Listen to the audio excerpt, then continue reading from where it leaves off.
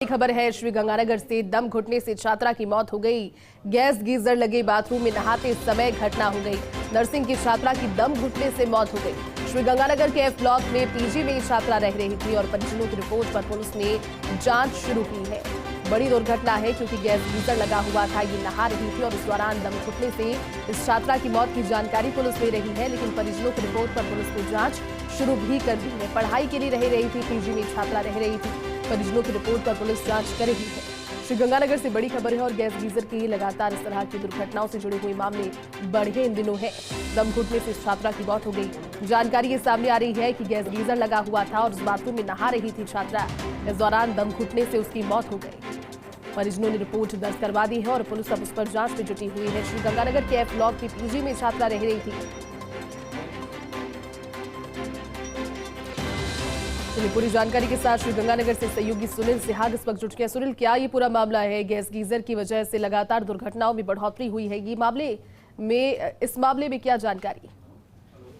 देखिए जैसे पिछले कुछ दिनों के अंदर ये दूसरी तीसरी घटना है श्री गंगानगर के अंदर। एक घटना थी जिसमें पूरी दोनों दंपत्ति की बाथरूम के अंदर नहाते हुए तो मौत हो गई थी।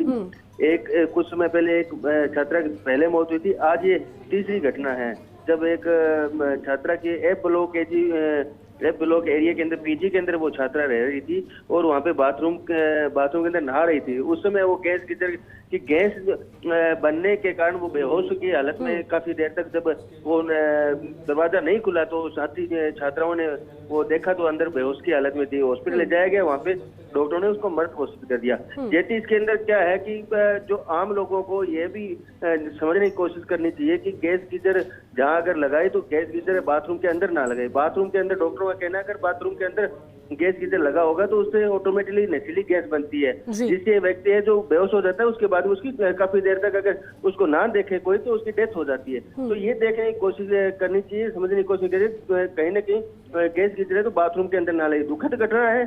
फिलहाल परिजन पहुंच गए हैं, उनको थोड़ी देर में सौंपा जाएगा। पोस्टमार्टम की प्रक्रिया चल रही है। जैसे बिल्कुल सुनील, आपने ठीक कहा क्योंकि ये जो निर्देश हैं ये भी दिए जाने चाहिए जब आपको पता है कि गैस गीजर की वजह से दुर्घटनाएं लगातार बढ़ी। लेकिन सुनील, जब इस घटना की जानकारी लगी, किसने सबसे पहले उस छात्रा को संभाला, देखा? क्योंकि पीजी में रह रही थी वहां पर और उसके साथ ही छात्राएं मौजूद थी, या जो पीजी संचालक है उन्होंने पुलिस को सूचित किया? देखिए पीजी संचालक तो वहाँ पे मौके मौजूद थे।